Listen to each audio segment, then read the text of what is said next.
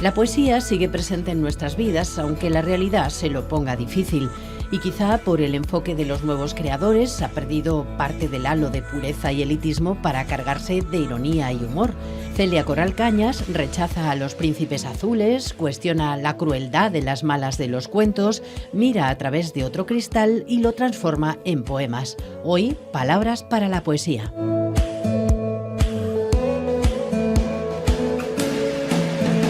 La poesía es el diario escrito por un animal marino que vive en la tierra y que quiere volar en el aire.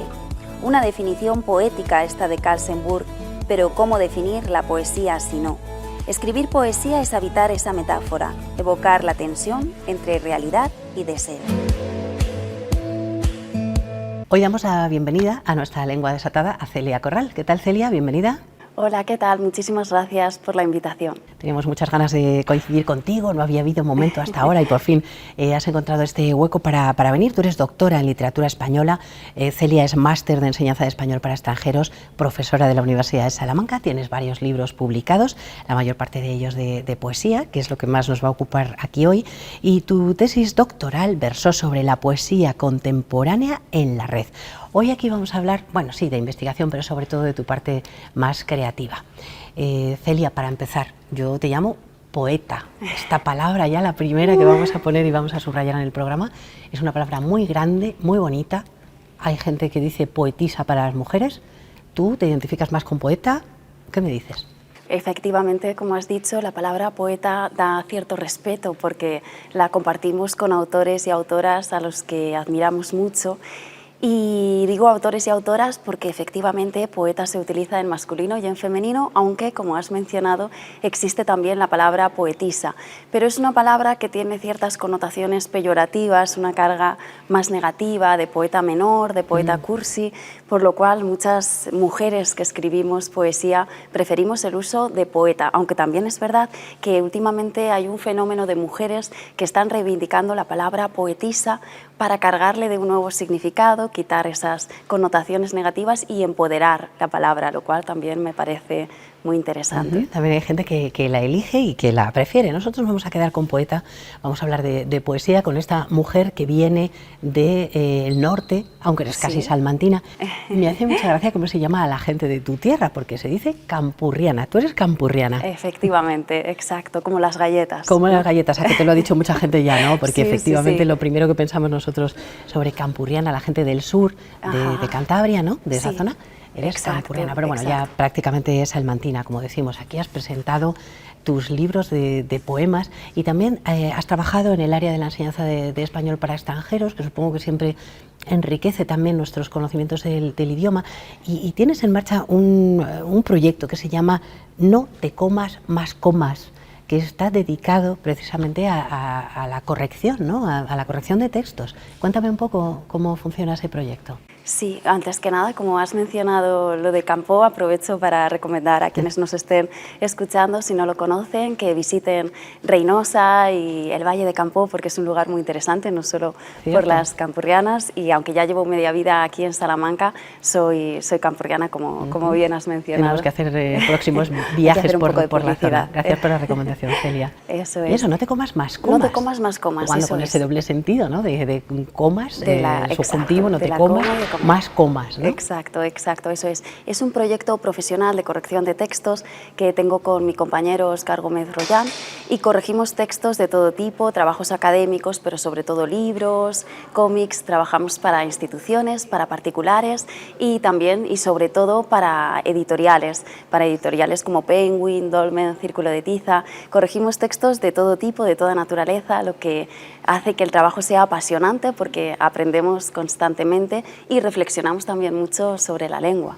Y corregir sobre todo, bueno, cuestiones tipográficas o de puntuación o de comas y puntos, pero también otro tipo de correcciones de esta palabra no, hay que poner esta otra. ¿Os vais más al fondo? Sí, también. Efectivamente, también corregimos revisiones y correcciones de estilo, Ajá. donde tratamos de perfeccionar cuando es conveniente o necesario algunas cuestiones, algunas apreciaciones que tienen más que ver con el uso de las palabras o con algunas incoherencias que a veces tienen los textos de cualquier tipo también. ¿Y son tanto literarios como pueden ser textos publicitarios o de cualquier otro tipo? Sí, sí, sí, exacto. Acabo de terminar un texto, por ejemplo, de astrología terapéutica, que es una cuestión que desconocía por completo. ¿Astrología terapéutica? Sí, Bueno, sí, ya sí. nos has dejado aquí con la curiosidad.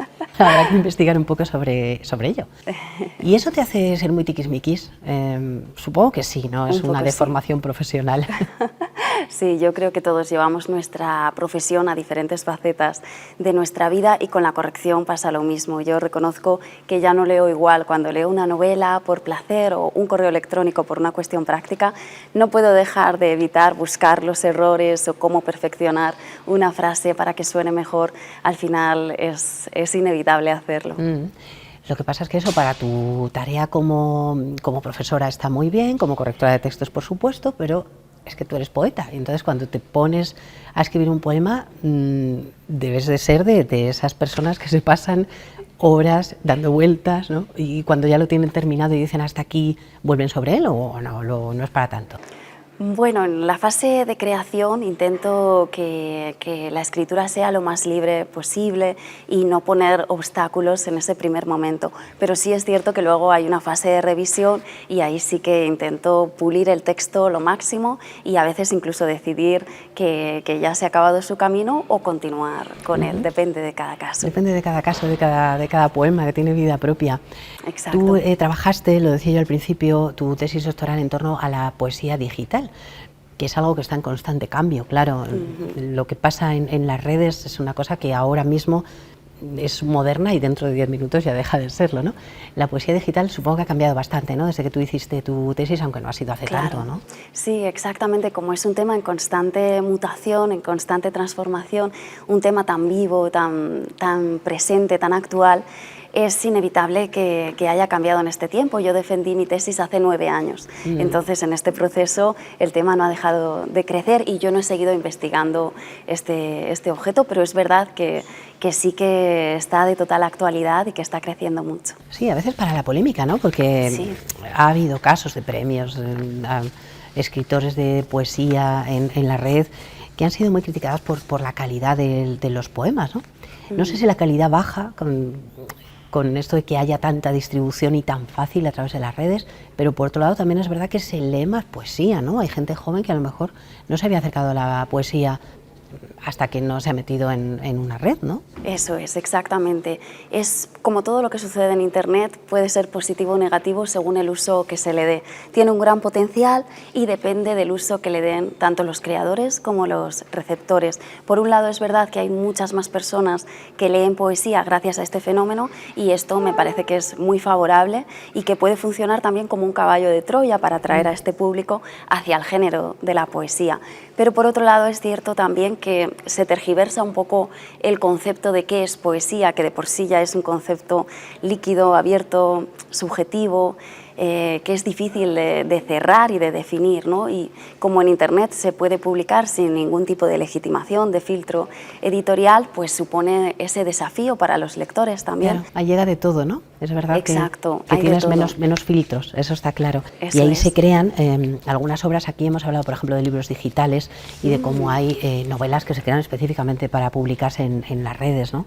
También pasa con la poesía, hay poemas que se crean expresamente para ese formato, ¿no? Exacto, eso es. Hay poesía que es nativa digital, que ha sido creada específicamente para el medio virtual, que es inherente al medio virtual, como la poesía hipertextual, por ejemplo, que no podría aparecer exactamente igual en forma de libro, o la videopoesía, o la poesía multimedia, o la poesía computacional. O... ¿Poesía computacional? Sí, sí, ¿Y sí. esto sí. qué es, Celia?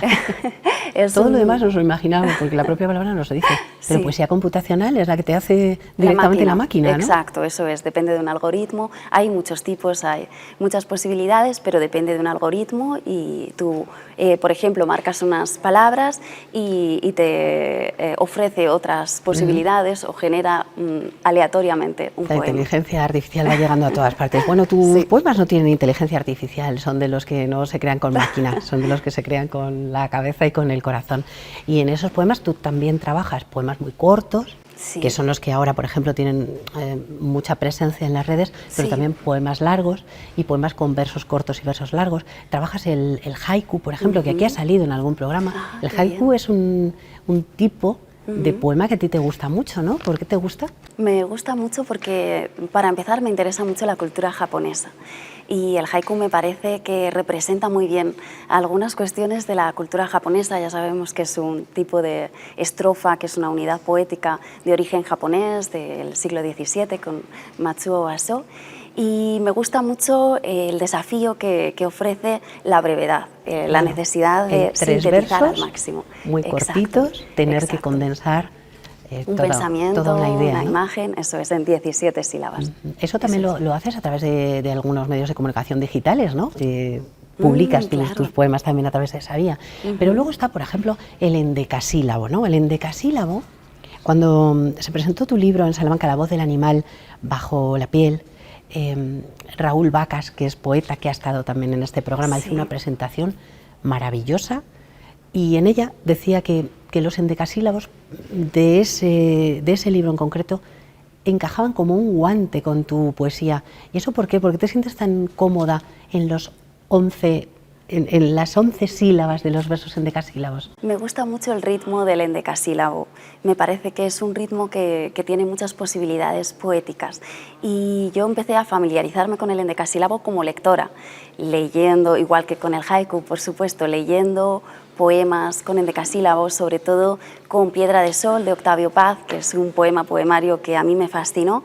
Y a partir de entonces mi oído empezó a educarse en el ritmo del endecasílabo y ya me resulta natural expresarme poéticamente con endecasílabos. El ritmo te lleva, ¿no? A hacerlo de esa manera. A la expresión poética. Con ese tipo de versificación. Eso es. La voz del animal bajo la piel, lo acabo de mencionar hace un momentito. La palabra animal para ti tiene mucha fuerza, ¿no? Cuéntanos por qué. Eso es, me encanta la palabra animal, porque etimológicamente animal es el que tiene ánima, el que tiene animus en latín o ánimos en griego, que significa soplo, respiración, viento. Entonces esta es una definición que nos iguala a todos los animales. Es una cuestión que todos tenemos en común, todo el que tiene ánima es animal. Y me gusta jugar a la idea de intentar identificar qué animal hay detrás de cada persona, qué animal identifica o representa a cada persona. Es un juego infantil y a raíz de este juego nació este poemario, que es un bestiario que intenta conectar con ese lado animal que hay en cada uno de nosotros. Es cierto, bueno, y entre los animales tú tienes una muy buena conexión con los pájaros, porque los tienes en casa también, ¿no? Sí, sí, sí, me encantan las aves y los pájaros. Y andan por allí, por tu casa, volando y se sienten a gusto en la casa, ¿no? Sí, bueno, tengo dos pájaros que se llaman Dostoyevsky, el nombre también es literario, y sí, me encanta convivir con ellos y aprender de ellos. Y tienes una novela que es Tiempo para los pájaros, ¿no? Eso es. Es la única novela que tienes. Eso Además son todo poemarios. Sí. Se ha hablado, cuando se analiza tu poesía, se ha hablado mucho del género. Y se ha dicho, es una poesía muy feminista. Lo es en algunos poemas de una manera muy, muy evidente. En otros dices tú, anda, pues se han interpretado como feministas cuando tampoco era la intención, ¿no? ¿Te ha pasado esto? Me ha pasado con un poema que se titula precisamente Hermenéutica. Es un poema que trata sobre las palomas y sobre la interpretación que se ha hecho de las palomas, y varias personas me dijeron que les había resultado muy interesante la reivindicación feminista que había en este poema. Y a mí me hizo mucha gracia porque realmente no tenía esta voluntad, aunque podría haberla tenido, pero no la tenía. Pero precisamente como el título del poema es Hermenéutica, me gusta mucho que los lectores hayan cumplido con la promesa del título del poema, dando un paso más allá y haciendo una lectura creativa. Es una reinterpretación, creativa. un descubrimiento que para cada persona es distinto al leer el poema. Hay otros que son muy evidentes. Y a ti, tú eres de esas escritoras que parten a veces de historias sabidas, de cuentos tradicionales, de relatos que todos tenemos en mente, y tú les das una vuelta, y les das una vuelta, pues eso, en clave muy feminista. Por ejemplo, pues Blancanieves, la reina de Blancanieves, hombre, a ver, mala era, pero tú haces aquí una reinterpretación, ¿no? Te gusta mucho repasar esas historias y darles completamente la vuelta al guante, ¿no? Exacto, me gusta mucho la hipertextualidad, utilizar un texto que ya existe para buscar otro enfoque, otra posibilidad y darles también la oportunidad a los personajes femeninos que tantas veces han sido simplificados, sobre todo en los cuentos infantiles, para tener otra posibilidad en otro texto literario, para seguir creciendo y seguir enseñándonos algo nuevo. Es el caso, por ejemplo, de Cenicienta, ¿no? Pobre Cenicienta, o sea, llega ya a un baile, pasa lo que pasa, que todo el mundo sabe, después la búsqueda de ese príncipe detrás de ella, un zapatito de cristal. ¿Tienes ahí el poema de Cenicienta? Sí, sí. ¿Me lo podrías leer, Celia? Claro. Porque es cortito. Sí, sí, y sí. me gustaría que lo leyeras para que Encantada. los espectadores que ahora nos están viendo y no han leído tu poesía se hagan idea de qué estamos hablando. Perfecto. ¿Nos lo lees? Claro, por supuesto, muchas gracias. De desencantamiento y calabazas. No me gustan los príncipes azules, las horas de llegada, los hechizos, los bailes medievales, los ratones, las hadas, las varitas, los vestidos de princesa aniñada y vulnerable. Tampoco me interesan la limpieza, la familia postiza y sus abusos, y nunca aceptaría a un caballero que se olvida de mí al día siguiente. Simplemente mi pie entró en el zapato. Zapato de cristal, qué ocurrencia, más kitsch y más incómodo imposible. Siento el malentendido del calzado, llévese el zapatito y las escobas y aprenda a recordar a las personas. Qué bueno, nos encanta el poema y nos encanta ese final para ese príncipe azul que no le interesa en absoluto a esa Cenicienta. Esto de la hipertextualidad, antes lo mencionabas, es algo que está muy presente en la poesía actual, no solo en la poesía, en la literatura actual, Sí. que es tomar textos anteriores, revisarlos, a veces se homenajean, ¿no? A veces se parodian, como puede ser el caso, y no sé si a veces abre también un debate en torno a hasta qué punto las cosas son originales o te aprovechas de ideas de otros, ¿no? Claro. Esto abre caminos muy interesantes para la investigación también, ¿no? Sí, sí, sí, efectivamente. Es que en realidad los cuentos infantiles que llegaron a nosotros también son versiones de otros textos originales que eran mucho más violentos, mucho más crueles, estaban llenos de violaciones, de metamorfosis horribles y asesinatos y canibalismo, y había todo tipo de temáticas oscuras que fueron suprimidas y suavizadas en los textos que llegaron a nosotros. Entonces es interesante volver a estos textos para seguir jugando a darles la vuelta y a extraer nuevas posibilidades. Es verdad que al final la originalidad está en el diálogo con los textos anteriores, pero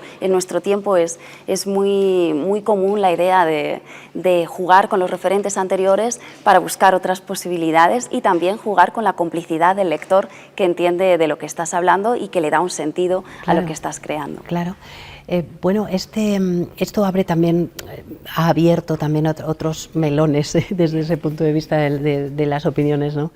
El hecho de que los cuentos que han sido brutales, que en un momento dado se han endulzado un poco, pero que para la sociedad de ahora no están suficientemente endulzados porque pasan auténticas salvajadas, ¿no? En los cuentos, en Caperucita Roja, en Cenicienta, en fin.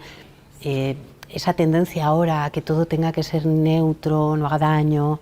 ¿Esto cómo lo ves? ¿Cómo lo estás viviendo, esta censura general sobre tantos textos? No me gusta la censura en general, no estoy a favor de ningún tipo de censura. Y en la literatura, además, en concreto, esa oscuridad es necesaria, en cierto modo. Tiene que haber un conflicto para que haya una historia. Sin problema no hay historia, no hay nada que resolver y no hay aprendizaje posible. Entonces, en cierto modo, creo que es necesario conocer esa oscuridad también para aprender de ella. O sea que, bueno, evidentemente todo esto de suavizarlo todo, Sí. de evitar los nombres de las personas que han podido escribir en su momento No algo estoy nada de que hoy acuerdo. día no es políticamente correcto, pues, en Claro. fin, Es que hemos acabamos de sin nada dejarlo, que ¿no? leer del pasado, ¿no? Si filtramos todo según nuestras apreciaciones, a veces simplemente por cuestiones vitales de los autores, entonces es que nos quedamos sin nada que leer en realidad, ¿no? Entonces yo creo que somos lo suficientemente críticos para entender que la literatura es algo que no depende de cuestiones menores de los autores y que tiene una independencia por sí misma y que hay que defender. La hipertextualidad es una de las características de la poesía, de la tuya, de la poesía que se hace actualmente, de la que está por las redes, de la que se publica por todas partes y es bastante accesible. No sé si también se reflejan los intereses de la gente muy joven. Tú eres muy joven, ¿no? ¿Qué te dicen los lectores jóvenes? Gracias. Los lectores más jóvenes, por ejemplo, cuando voy a institutos y leo algunos poemas como el que he leído antes, conectan muy bien con esos referentes compartidos y les hace gracia la posibilidad de poder jugar con lo que ya existe para crear una nueva historia, para cambiar los finales, para hacer versiones feministas o simplemente diferentes, más originales, de textos que todos conocemos. O sea que sí que se sienten identificados y se motivan, ¿no? Y quizá le quitamos también un poco el aire ese tan solemne que tenía la poesía en otros momentos. Yo creo que también la gente más joven empieza a acercarse de otra manera a ese mundo poético, ¿no? Eso es algo muy positivo. Bueno, antes de que pasemos a otras secciones habituales de este programa, te quiero pedir que me leas un poema que a mí me ha encantado. Justo ahora que estoy aquí, que tenemos de fondo por allí a Elmer, a este elefante que tenemos de fondo allí, la cristalera, da un poco la impresión de que estamos dentro de una pecera. Te voy a pedir que nos leas La pecera. Por supuesto. Porque me encanta ese poema y me encanta un poco el giro final. No voy a anticipar nada, quiero que lo escuchen los espectadores, ese poema, La pecera, porque tiene un giro que me recuerda un poco a los poemas, a los relatos breves, ¿no? Que tienen que ser, que tengan un final, ¿no?, muy enganchante, ¿no? Que te deje así, cambia, ¿no?, con los ojos totalmente abiertos. Y eso me ha pasado a mí con La pecera, así que quiero que lo leas, ¿vale? Muchas gracias, perfecto. Pecera. Mirar al otro lado del cristal de la pecera es descubrir el torpe, absurdo y sin sentido movimiento de un puñado de extraños animales.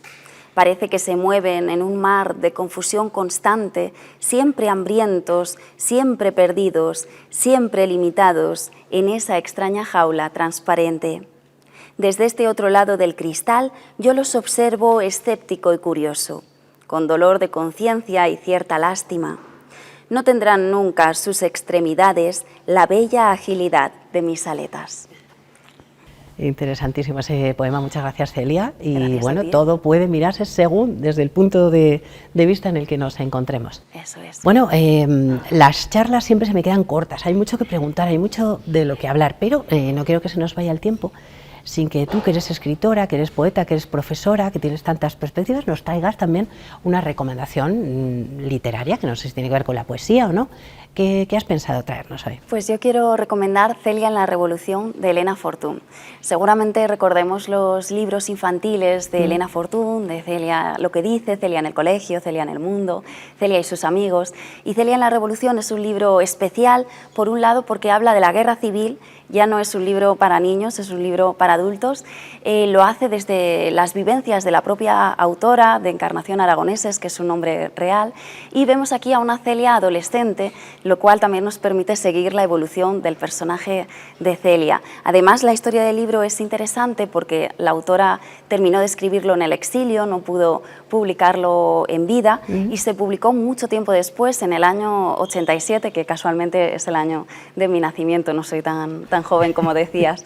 Y después todo desapareció. De perspectiva, ¿eh? Claro, todo depende del punto de vista. Después desapareció Celia en la Revolución y no se volvió a publicar hasta 2016. Y la historia termina con que en el año 2021 un donante anónimo envió a la Biblioteca Regional de Madrid el manuscrito autógrafo de la autora, el manuscrito original. Anda. Es un libro muy interesante, Celia en la Revolución, para conocer ese periodo de la Guerra Civil y seguir al mismo tiempo al personaje de Celia, y por eso por el contenido, por todo, es interesante por el contenido y por todo lo que lo rodea, ¿no? Eso Nos es, parece la muy historia interesante esto que has contado. ¿Tú no te llamarás Celia por Celia, por el personaje? No me llamo Celia por el personaje, pero sí es verdad que como me llamaba Celia me regalaban estos libros, ¿no? Lo cual me permitió conocer el mundo de Elena Fortún. Por cierto, que no he mencionado antes que uno de tus libros, yo creo que es bonito que lo sepan también los espectadores, uno de tus libros de poemas está muy bien acompañado en imágenes, porque tu madre es pintora, habéis hecho un libro conjunto, ¿no? Eso es, mi madre Alicia Cañas es pintora y hemos hecho Por amor al arte, que es un homenaje al arte desde estas dos perspectivas, desde estos dos lenguajes artísticos que son la pintura y la literatura. Pues Celia y Alicia, que aquí queda mencionada también, tu madre. Antes de terminar, dos cositas que nos faltan. Una es nuestra palabra chunga. Te hemos pedido que pienses en una y que nos la escribas ahí y que la tritures, porque aquí nos gusta deshacernos de esas palabras, aunque sea de esta forma un poco ritual, ¿no? Rompiéndolas. ¿Qué nos traes? Traigo la palabra triturar. La palabra triturar. Sí, me parecía gracioso triturar, la palabra triturar, que al mismo tiempo también utilizamos tantas veces en sentido figurado, como no me tritures más, ¿no? Para referirnos a molestar, a machacar, a maltratar, y bueno, sobre todo por el juego El juego de palabras, eso es. Metalingüístico. Vamos a triturar la palabra triturar, que me parece estupendo, porque se usa mucho también en ese sentido que dice Celia, no me tritures, o sea que me estás dando la pelma, ¿no? Pues también, ala, ese triturado también triturado. Gracias, Celia, por traernos esa palabra. Y antes de terminar, aquí en nuestra caja de palabras especiales, que tiene cosas súper bonitas, ¿qué nos traes? Como hemos hablado antes de animal, yo quería traer la palabra ánimo.